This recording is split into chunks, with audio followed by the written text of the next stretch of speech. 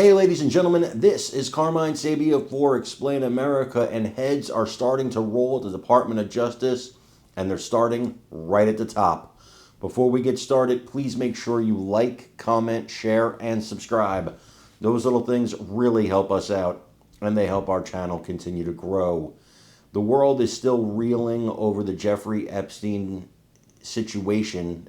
I don't know, I can't think of a better way to word that, where Trump and Pam Bondi have basically said, look, what you have is it.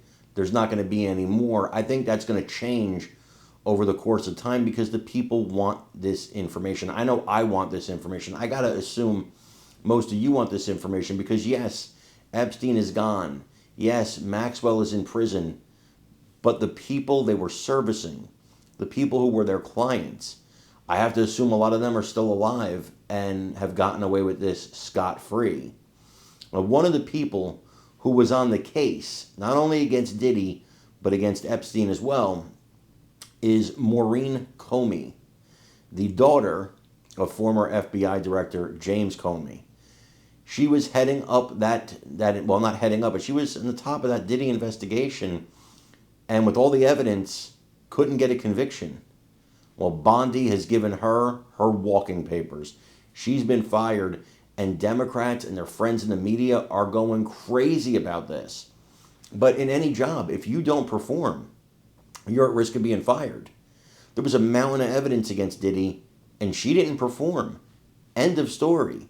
Not only that, but do you really want somebody related to James Comey in the Department of Justice, knowing how corrupt he is?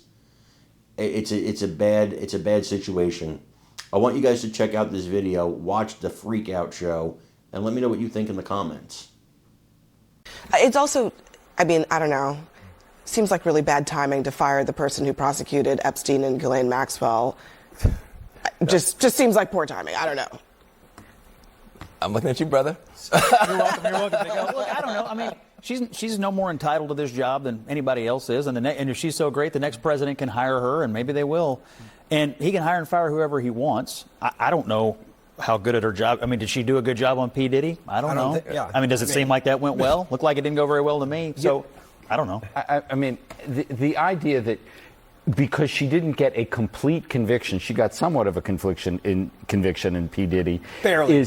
The dude was grinning at the end. Well, that's not a good case. But you don't fire prosecutors. Resume, I went after P. Diddy, and that's not what you put on your resume. It was a disaster. You're not trying to say that that's the reason. But beyond Comey's daughter got she's fired. Amazing at this job when the biggest case she just had a moment ago sucked. But beyond all that, under Article 2, he can hire and fire anyone he wants. Anyone he wants. Actually, there are civil service rules for lawyers. I understand. And well, I mean, you can laugh, but there are. I know the Trump administration doesn't really feel it's bound by lawyers. Obama and Clinton and Biden never fired anyone. An assistant U.S. attorney? Never in history. I'm asking you. You're the expert in this category. You're saying they never did. Not one. Never. George one single time. W. Bush fired a bunch of U.S. attorneys. Remember? U.S. attorneys. Not assistant U.S. attorneys. Oh yeah. They all fire people. Of course they fire U.S. attorneys. So then why are we acting like this is a they big are deal? political appointees. Every president is entitled to fire every political appointee.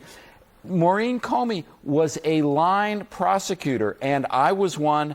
The tradition has always been that you stay from one administration to the next. I'll say that. If your dad is doing what her dad did, and then you can't get a P. Diddy conviction, I think you ought to get fired. Wait, hold on.